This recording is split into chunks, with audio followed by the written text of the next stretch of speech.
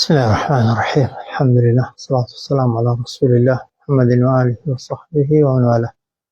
سورة عبسة. سورة عبسة إزناوكي بخوهك يغليك موشي سورتكي ورجراوة. باسكان سورة عبسة وكو سورة مكية كان بابتي عقيدين زورتر. ولناو سورتكي دا بسرهاتي كي تيدايا گفتگویەکە لە بەینی عەبدوڵڵای کوڕی ئوم مەکتوم کە لەگەڵ پێغەمبەردا صلی الله عليه وسلم ڕووی داوە، پاشان باسی یاخیبوون و سەرکەشی ئینسان دەکا لە بەرامبەر دەسەڵات و نیعمەت و چاکەکانی خوا، و کۆتایی سوورەتەکەش باسی سەرنجامی ئینسانی خراپەکار و بێباوەڕ دەکا لە ڕۆژی دوایی. سەرەتای سوورەتەکە تەوان باسی ئەو ڕووداوەیە کە جارێکیان پێغەمبەر صلی الله عليه وسلم خەریکی گفتوگۆکردن دەبێت لەگەڵ سەرانی قوڕەیش، بە ئومێدی ئەوەی کە سەرانی قوڕەیش ئیمان بێنن، خەڵکی مەککەش بە دوایاندا کە شوێن کەوتەی ئەوان بوون ببنە ئیماندار. پێغەمبەر صلی الله عليه وسلم لە گەرمەی گفتوگۆ و قسەکردندا دەبێت پیاوێک دێتە لای بە ناوی عەبدوڵڵای کوڕی ئوم مەکتوم کە پیاوێکی کوێرە بەڵام ئیماندارە و زۆر تامەزرۆی ئەوە بووە کە ئەگەر ئاەتێکی تازە بێتە خوارێ لە پێغەمبەریەوە صلی الله عليه وسلم وەریگرێت و لەبەریکە و بیگەێنێ لە کاتی گەرمەی گفتوگۆتە دێتە لای پێغەمبەر صلی الله عليه وسلم دەڵێ ئەی پێغەمبەری خوا چی تازەت بۆ هاتووە لە نیشانە و ئاەتەکان فێرم کە. پێغەمبەر صلی الله عليه وسلم جاری یەکەم بەس تەماشایەکی دەکات تۆزێک بە نەوعە تووڕەیەک، بەڵام دیارە تێناگایان زۆر تامەزرۆ بووە، دووبارەی دەکاتەوە قسەکەی. ئەوجار پێغەمبەر صلی الله عليه وسلم تەوان بە دموچاوێکی گرژ و مۆن و تەوان تێک حاڵاوەوە سەیری دەکاتەوە و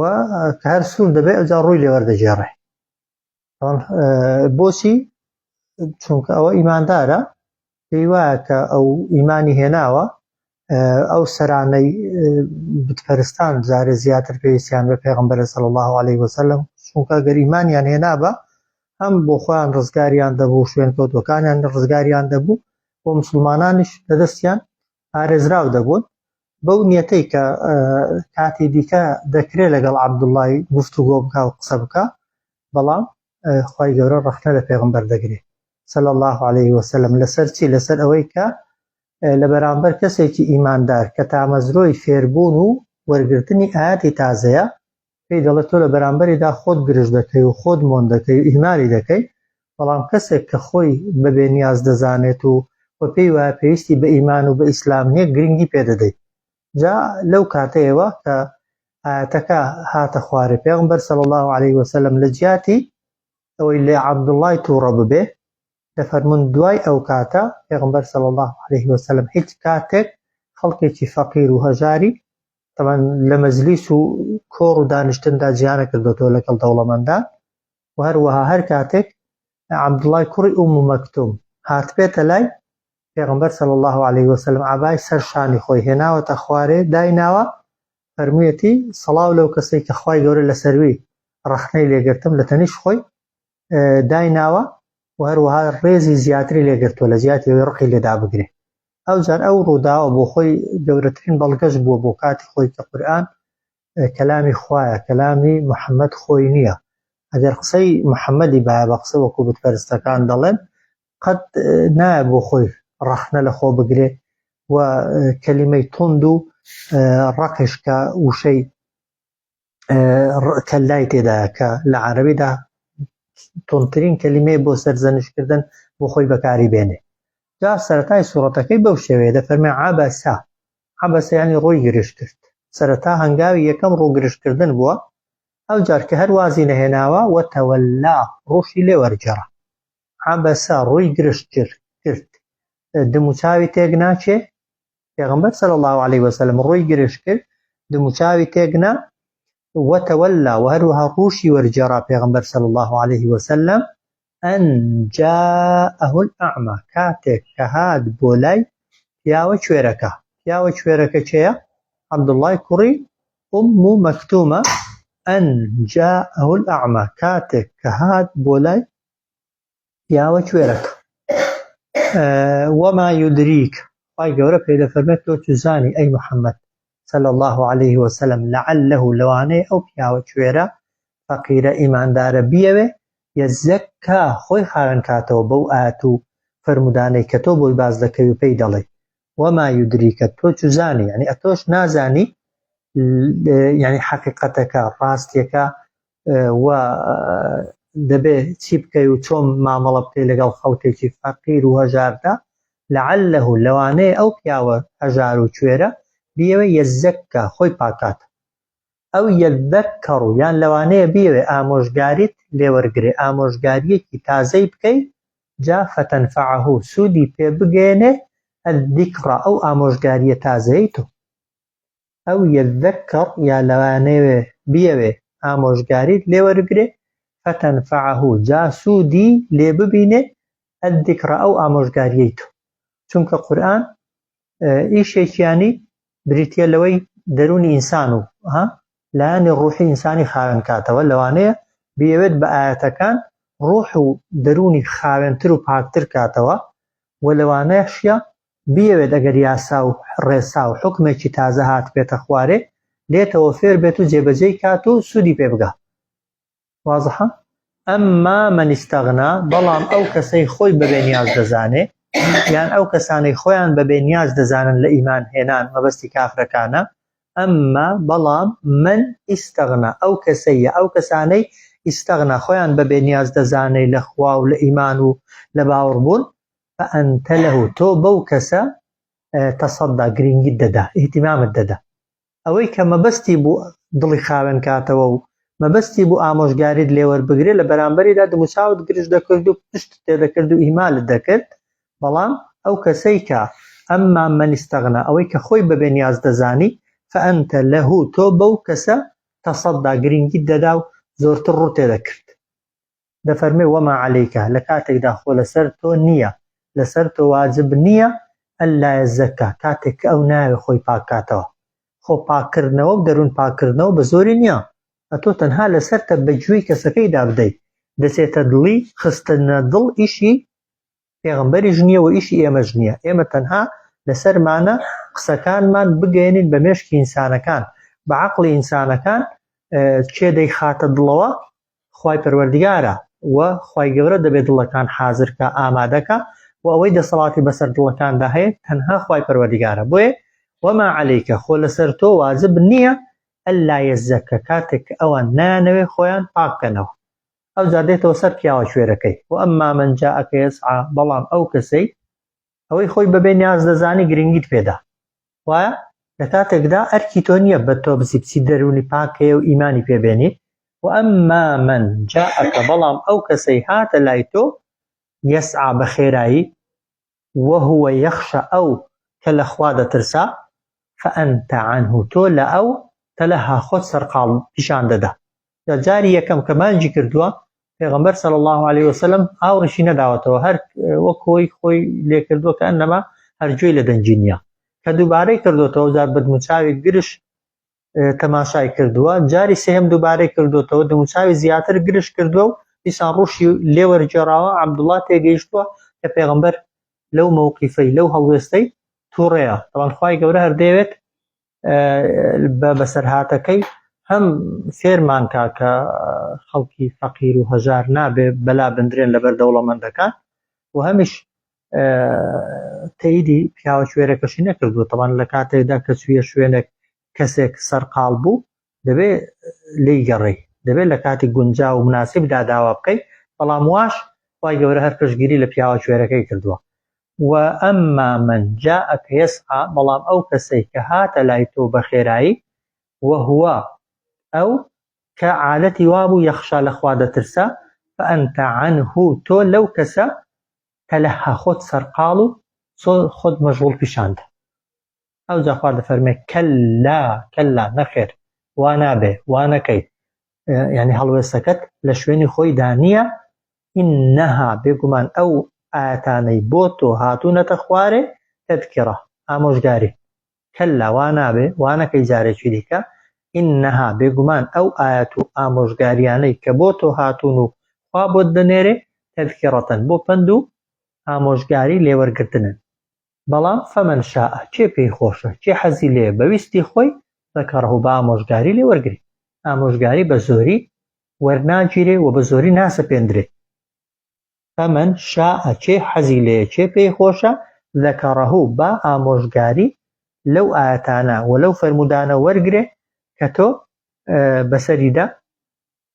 دەخوێنیەوە. ئەوجار خۆی گەورە وەصفی ئاەتەکان دەفەرمێت فی صحف مکەڕەمە ئەو ئاەتانێک کە بۆ تۆ دێن و تۆ دەیان خوێنیەوە لە صحف لە پەڕانێکی ڕێز لێگیراودان لە پەڕانێکی ڕێز لێگیراودان هەم لە لەوح المەحفوظ ئەو پەڕانەی کە قورئانیان تێدا نووسراوە ڕێز لێگیراون هەم لە ئاسمان کە لە بەیت المەعموور طبعاً قورئان بە نووسراوی هەیە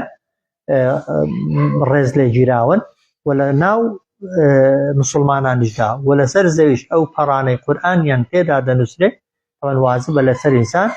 ڕێزیان لێ بگرێت و بێڕێزیان پێ نەکا. هەر بێڕێزیکردنێک بە پەڕەیەک کە ئاەتی تێدا بێ ئەگەر ئینسان ئامانجی بێڕێزیکردن بێ سوکایەتیکردن بێ ئینسان لە دین دەردەکا. بۆ دەفەرمێت فی صحف مکەڕەمە ئەو ئاەتانەی کە تۆ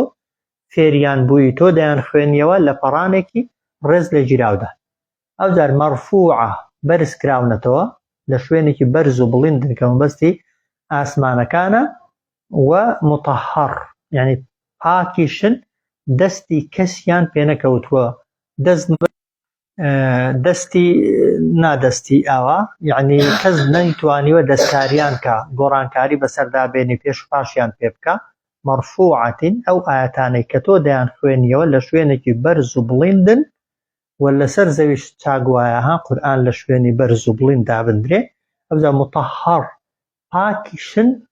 لەوەی کەس نەیتوانیوە دەستکاری بکە و کەس ناتوانێ دەستکاری بکە. ئەوجا دەفەرمێ بیئەیدی سەفەڕە بەدەستی سەفەڕ سەفەڕە یعنی نوێنەری مەلائیکەتەکانەوەن بەدەستی فریشتە هەڵبژێردراوەکانی خواون هەم ئەوانەی وەحی دێنن فریشتەی تایبەتن و هەمیش لە ئاسمانەکاندا ئەوەی پارێزەری لە قورئان دەکەن و پەڕەکانی قورئان دەپارێزن و بەدەستیانەوە گرتویانە مەلائیکەتێکن کە سەفەڕن نوێنەرن تایبەتن لەناو مەلائیکەتەکانیشدا بەدەستی نوێنەری مەلائیکەتەکانەوەن. ئەوجار ئەو مەلائیکەتانێک کە قورئانیان بەدەستە کیڕامین بەڕەڕە کیڕام زۆر چاکەکارن زۆر بەڕێزن و زۆر چاکەکاریش. کیڕام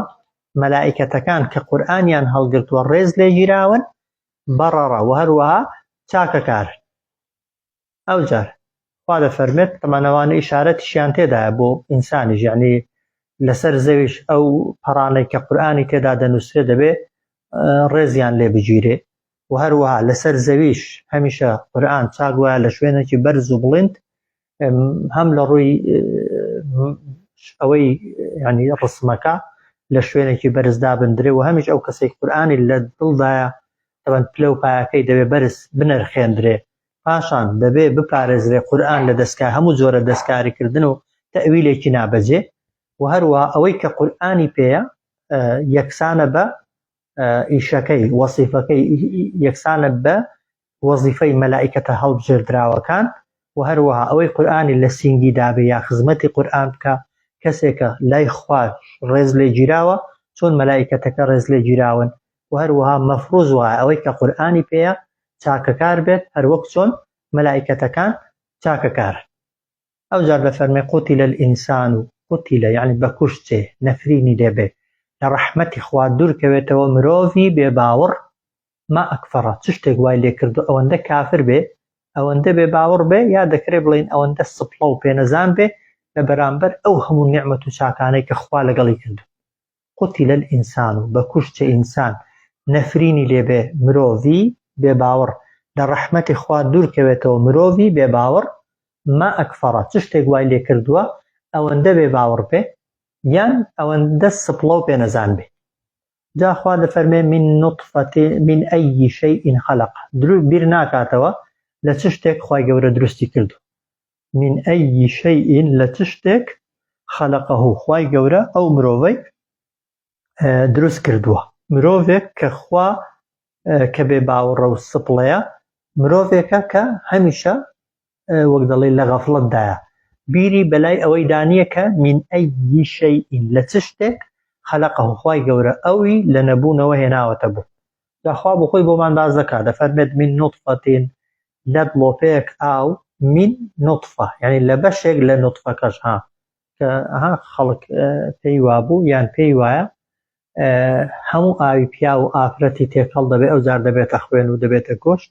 کەوانیە تەبان لە ناو نوطفەکەیدا تەنها یەک خەلیەی زیندوو لەگەڵ هێلکەدانی ئافرەتی لێک دەدرێ و ئەو مرۆڤە خاوەن ئەو هەموو تایبەتمەندیانەی لێ دروست دەبێ لێک خەلیەک کە بە چاو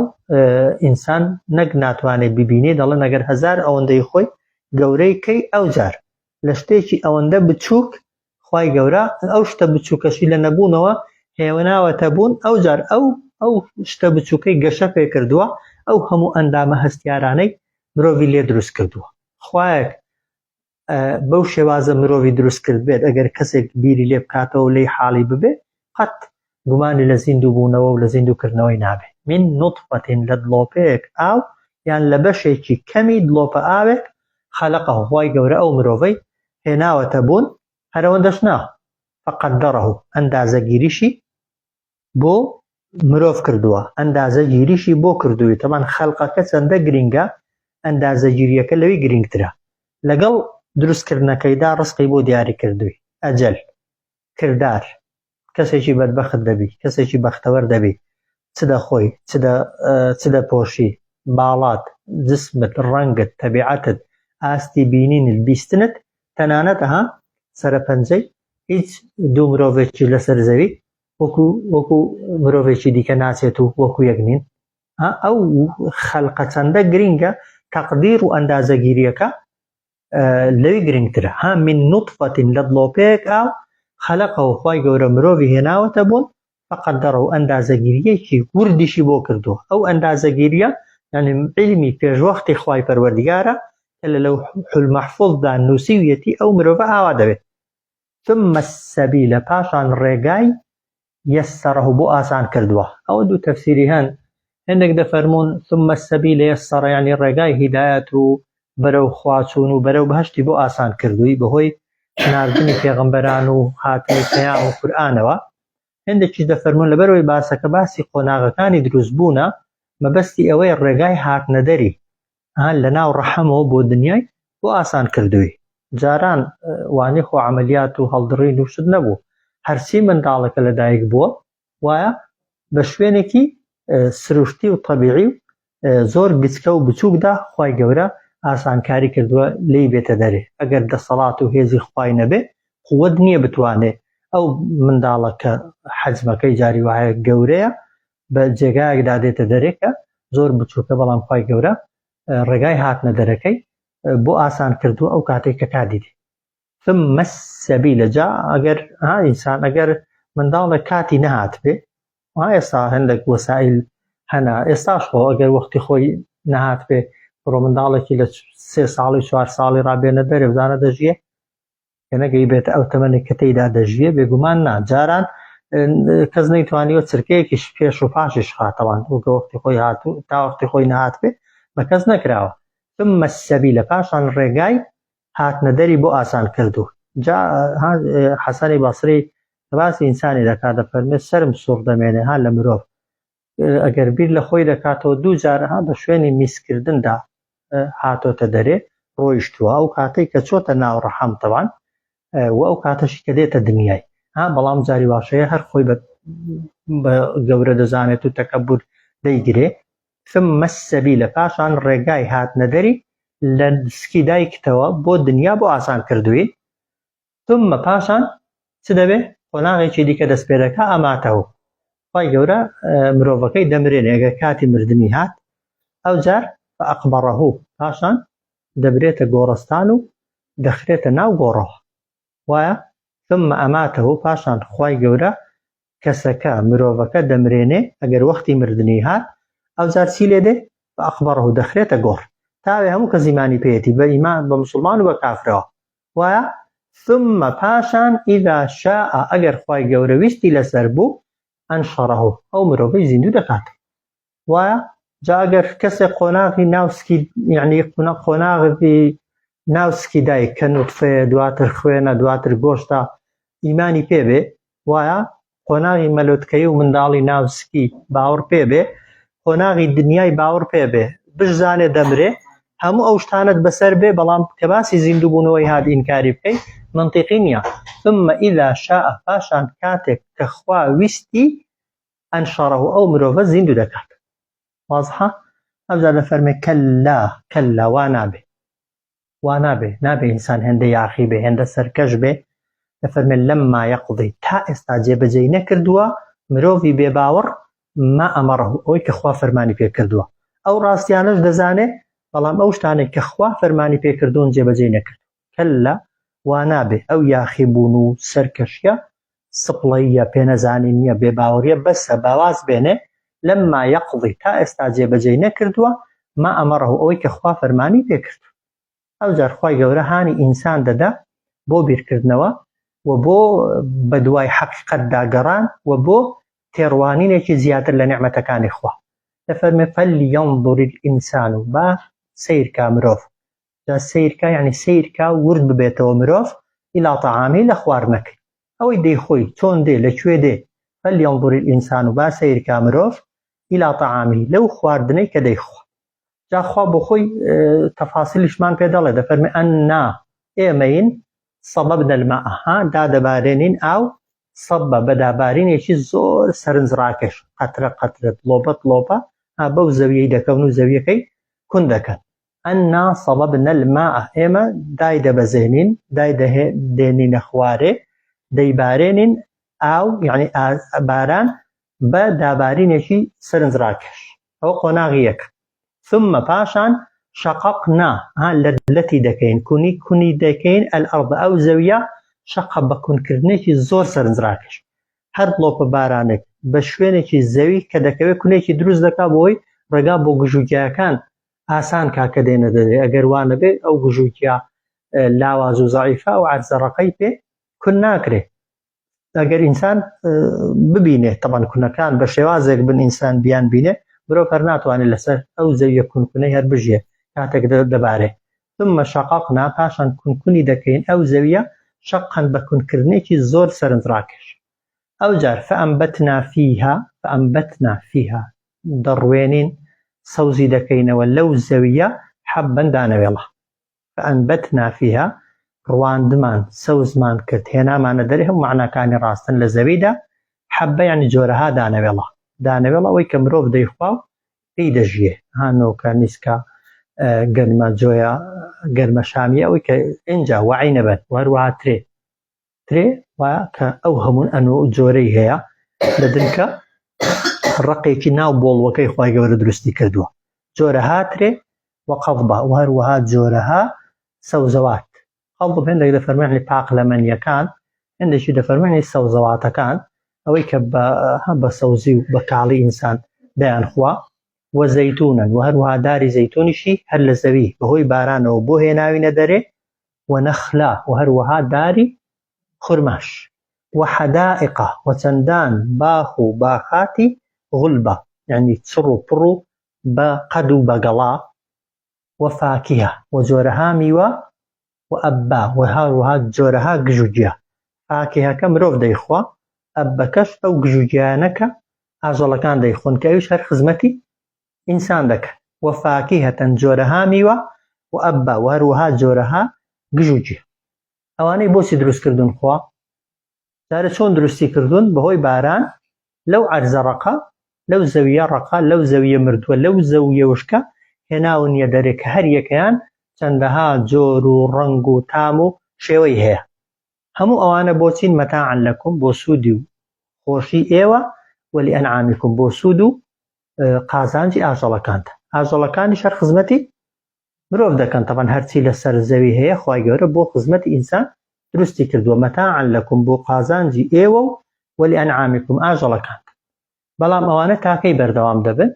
پێکمان تاسەر نین ئەوانە کاتین فإذا جاءت الصاخة کاتێک هات ساخە یعنی هاوار و دەنگە گەورەکە کە ئەو هاوار و دەنگەیەکە لە قیامەتێ مرۆڤ پێی زیندوو دەبێتەوە و پێی کۆ دەکرێتەوە لە دەشتی مەحشەر فإذا جاءت الصاخة کاتێک هات خاوار و دەنگە گەورەکە اليومە لەو ڕۆژە يفر المرء ڕادەکا مرۆڤ جا دەکرێت بڵێن ڕادەکا هەموو مرۆڤێک یا دەکرێت بڵێن مرۆڤی بێباوەڕ من ئەخیه لەبەر براکەی طبعاً لە هێندێک قۆناغدا ئیماندارانش لەگەڵ ئیمانداراندا ئاور لەیەک نادەنەوە قۆناغی محاسەبەکردن و لێپرسینەوە کاتی کێشانە و پێوانەکردن هێندە سەختە هێندە قورسە هێندە ناڕەحاتە تەنانەت فەرمودەمان هەیە کە پێغەمبەرانیش کە خەڵک دەسێ تەکلیفیان لێ دەکات دەڵێن نەفسی نەفسی خۆم خۆم بەڵام لە حاڵەتی دیکەدا تەنها ئینسانی کافر طبعاً حاڵەکەی بەو شێوازە شپرزەیە يوم يفر المرء لەو ڕۆژەدا مرۆڤ ڕادەکا لەبەر براکەی برا لە چاو ئەوکانی کە دوورترە لە چاو ئەوانەی باسی دەکا و ئوممیهی هەر لە برا و ئوممیهی لەبەر دایکیشی هەر دایک نا و ئەبیهی لەبەر باوکیشی هەر ئەو نا و صاحبەتی لەبەر هاوسەریشی و بەنیهی لەبەر کوڕەکانیشی طبعاً خوای گەورە بە کامیان دەستی پێ کردووە بۆی کە زۆرتر خۆش دەوێ یا کەمتر ئاخیرەکەی کوڕە یەکەمەکەی برایە کامیان خۆشەویسترە بێگومان کوڕ خوای گەورە لە ئەوەکەی یەکەمدا دەڵێ برا طبعاً لە چاو داکی زیاتر داک نزیکترە ئەوجار باب ئەوجار هاوسەر ئەوجار منداڵ یعنی هیچ کامێک لەوانێک کە زۆر خۆشت دەون ئاوڕیان لێ نادەیەوە ئەگەر ئیماندار نەبیتەوە يوم يفر المرء لەو ڕۆژەدا ڕادەکە مرۆڤ لەبەر براکەی و ئوممیهی لەبەر دایکی و بەنیهی و ئەبیهی لەبەر باوکی و صاحبەتی لەبەر هاوسەری و بەنیهی و لەبەر کوڕەکانیش بۆچی لكل امرئ هەموو مرۆڤێک منهم لەو مرۆڤانە يومئذ لەو ڕۆژەدا شەأن شتێک هەیە یغنیه سەرقاڵی کردووە نایپڕژێتە سەر هیچ کەسێکی دیت بۆ خۆیەوە مەشغوڵە پێشتر لە سوڕەتی دیکە گوتمان يوم يتذكر الإنسان ما سعى جا ئەگەر زۆر چاکەکاریش بی خۆ خراپەشت هەر هەن چۆن چاکەکانت بیرکەوتونەتەوە خراپەکانیشت بیرکەوتونەتەوە خەیاڵت لەو ڕۆژەدا هەر لەختن خراپەکانە نازانی جارێت تاخواخوا عەفوی کردووی یا عەفوی نەکردووی بۆیە لكل امرئ هەموو مرۆڤێک منهم لەو مرۆڤانە يومئذ لەو ڕۆژەدا شەأن شتێک هەیە یغنیه کە وای یعنی بێنیازی کردووە لەوەی بیپڕژێتە سەر ئەو کەسانەی خۆی ئەوجا خوا دەفەرمێ خەڵک دەبێتە دوو بەش دوای ئەوە وجوه يومئذ مسفرة چەندان دم و چاو هەن لەو ڕۆژەدا مسفرة یعنی گەش و درەوشاوە و ڕووناکیان لێ دەبارێتەوە ڕووناکیان پێوە دیارە ضاحك دەم بەسەردە و پێکەنینن مستبشرة هەمیشە خۆشی و خۆشحاڵی بەدمچاویانەوە دیارە وجوه يومئذ مسفرة چەندان دم و چاو لەو ڕۆژەدا ڕووناکن دەدرەوشێنەوە هەرەوەندە ضاحكە دەمیان بەخەندەیە مستبشر و هەروەها یعنی خۆشحاڵی بەدمچاویانەوە دەبینی یان طبعاً خۆشحاڵی خۆیان بە خەڵکیش ڕادەگەێنن ووجوه چەندان دم و چاویش يومئذ لەو ڕۆژەدا عليها لەسەریان نیشتووە غەبەڕە تەپوتۆس دووکەڵ ڕەشایی ئەوجار تەرهەقها دایپۆشیون قەتەرەتون یەک پارچە تاریکایی و ڕەشاییەک